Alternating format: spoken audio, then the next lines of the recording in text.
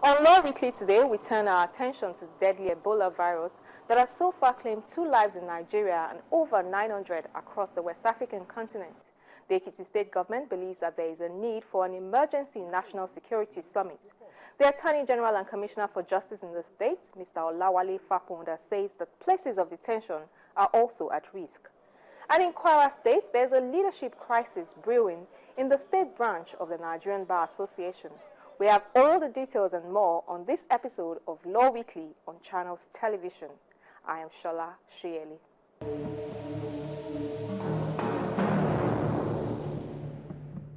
We want to begin now also to screen all outbound. We don't want residents of Nigeria, citizens and non-citizens alike. If they have it, please let them stay in Nigeria. We'll treat them in Nigeria. We don't want them to go to other countries and cause problems for other countries.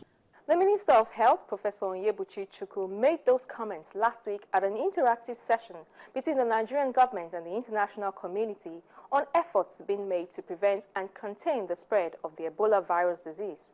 The Southwest governors also met in Lagos last week to discuss strategies on how to curb the spread of the virus, especially following reports that the disease has now claimed 2 lives in Lagos, that of the first victim, Mr. Patrick Sawyer, and that of another nurse who had primary contact with him. Of particular concern to the Ekiti state government is the need not to overlook the criminal justice system and places of detention. And these form the core of my interaction with the Attorney General and Commissioner for Justice in the state, Mr. Olawale Fapohunda.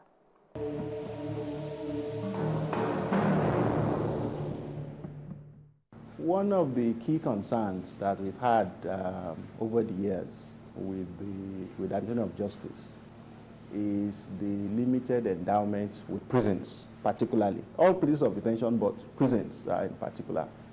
And the concern with prisons is with respect to health in prisons.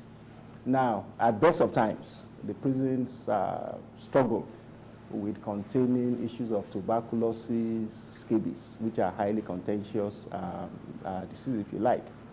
Our concern is that if the current discussions about Ebola virus is limited to the outside, yes.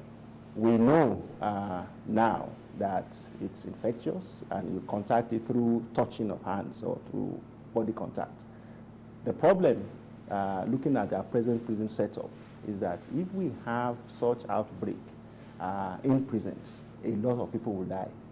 Now, unfortunately, the present prison policy does not seem to have any plan with respect to if this happens, how do we first identify, how do we contain, and what are the resources that are available to us. In my view, the situation is not just a case of health in prisons. As I said, it's a major national security issue. If you have persons infected, because people always think that once you put people in prison, that's the end of it. Yes. No. Because we've not even finished tackling Ebola. Absolutely. So absolutely. So prison population are not locked up and the key is not thrown away. Gone are the days where people just go in prison and stay in prisons. Every day now, because of increasing concerns about access to justice, people are being let out of prisons. So the concern is twofold. First, to make sure that we create a response mechanism for people coming into prisons to make sure that there is appropriate testing so that they don't come and infect. Now, imagine given the awaiting trial population and the way people are lumped in, persons are lumped in prison. If one person comes into prison, the whole population is infected. Yeah, because it's close. Absolutely. The second is also to look at the present population and be sure that our present awaiting trial population is Ebola-free. But what is important, I think, overall, that we need to have that conversation. Yes, there's a lot of public education, but we should not forget, the concern, our concern, and the concern of the state government is that, it's a discussion that doesn't seem to look at the justice sector. Yes, we need to do a lot about public education. The governor of Ekiti State is taking the lead in that. But outside prisons, we also need to now focus on those places.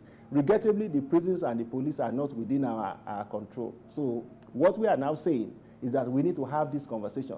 We need to be sure that if we are going to contain this virus, all aspects are covered, both outside and, of course, places of detention. Okay, so in fashioning out a national security summit, what are the steps that the Ekiti state government believes that we should be taking? Well, first, charity begins at home. You know, the governor of Ekiti State has directed that we should have a conversation with just sector stakeholders in Ekiti State. We are going to have that next week. We'll invite the prisons, we'll invite the police. Police cells are also major incubator areas.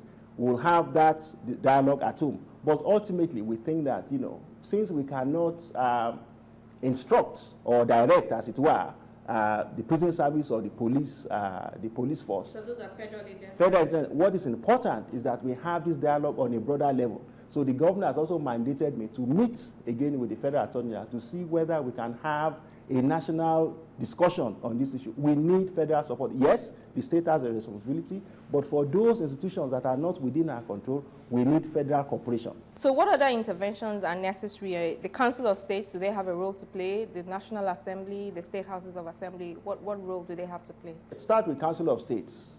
There's already a discussion going on. Our hope is that the discussion is not just about, well, it includes public education, but it also includes justice institutions, prisons, police. We do not forget their detention facilities.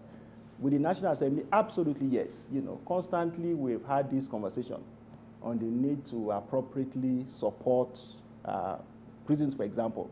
The budget of the prisons, at best of times, is not even enough to meet pressing needs, feeding inmates and things like that. So we need to have a conversation to review that, to recognize that once and for all, let us deal with the issue of health in prisons. Police, again, for example, none of the hundreds of police stations across the country meet minimum standards. We need to begin to have these conversations. Minimum standards? For what a police station should be like, you know. If you look across board, many of the police stations are struggling in terms of facilities, in terms of equipment. What we now need to do with respect to this issue is to look at how do we improve detention facilities so that they could be humane. So across board, yes, containing Ebola virus in our detention facilities requires a comprehensive discussion about the status of health in these facilities, plus the status of detention facilities in these facilities. What is important is their role in public education. Now, we always say parliamentarians are the closest to the people. We need to support the State Assembly need to support state governments to create the relevant awareness.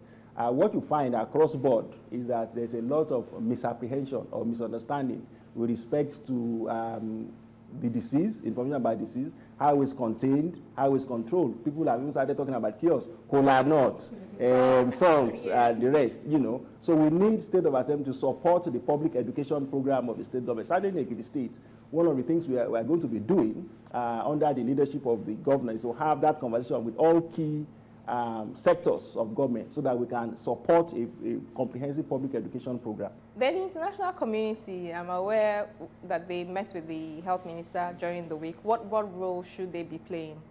Well, they are already playing that role in terms of, you know, trying to offer whatever support they can. Is that enough? Thankfully, with respect to the justice sector, they are already providing support. I'm aware, for example, that the British High Commission provide some support to the prisons. It will be good now to now say, given this issue that is now arising, how do we provide targeted support to places of detention in Nigeria? The issue of justice sector funding is an issue that we've spoken about constantly. What's the way around it? What are we not doing right, and what can we do to make it more effective?